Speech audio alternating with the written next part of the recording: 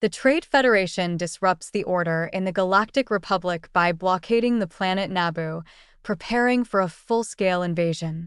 In response, Supreme Chancellor Valorum dispatches Jedi Master Qui-Gon Jinn and his apprentice Obi-Wan Kenobi to negotiate with the Federation's viceroy, Nute Gunray. However, Darth Sidious, a Sith Lord and secret advisor to the Trade Federation, orders the viceroy to kill the Jedi and proceed with the invasion using an army of battle droids.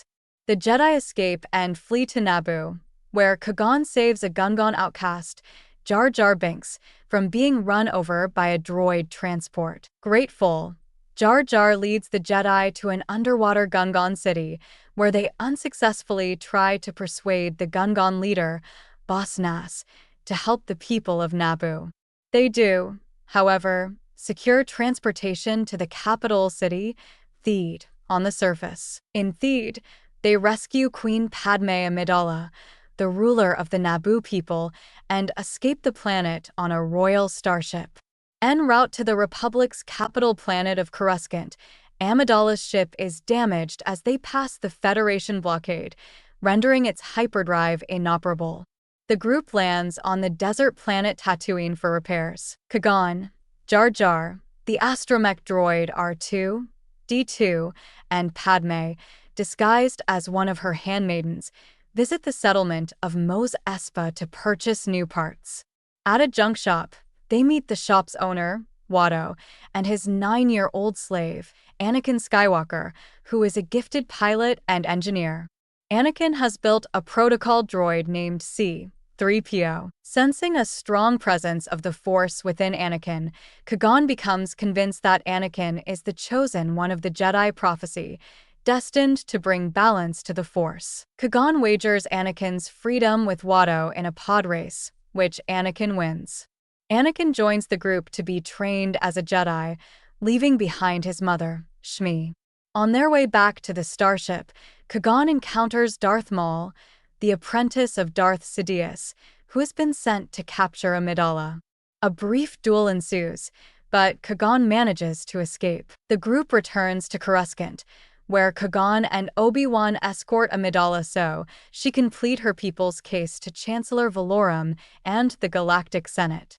Qui-Gon asks the Jedi Council for permission to train Anakin as a Jedi, but the Council refuses, concerned that Anakin is vulnerable to the dark side. Undeterred, Qui-Gon expresses his intention to take Anakin as his new apprentice, relieving Obi-Wan of his duties. Meanwhile, Naboo's Senator Palpatine persuades Amidala to call for a vote of no confidence in Valorum to elect a more capable chancellor to resolve the crisis on Naboo.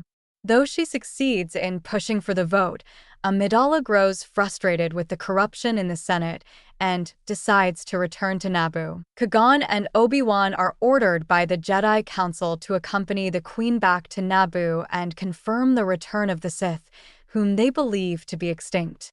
On Naboo, Padme reveals her true identity as Queen Amidala to the Gungans and convinces them to form an alliance against the Trade Federation. Jar Jar joins his people in battle against the droid army, despite his ineptitude in combat, while Padme leads a mission to capture Viceroy Gunray in Theed. During a battle in a starship hangar, Anakin accidentally activates a starfighter's autopilot, joining the space battle against the Federation's droid control ship. He inadvertently lands in the hangar of the droid control ship and destroys it from within, deactivating the droid army. Meanwhile, Qui-Gon and Obi-Wan battle Darth Maul, who mortally wounds Qui-Gon before being cut in half by Obi-Wan.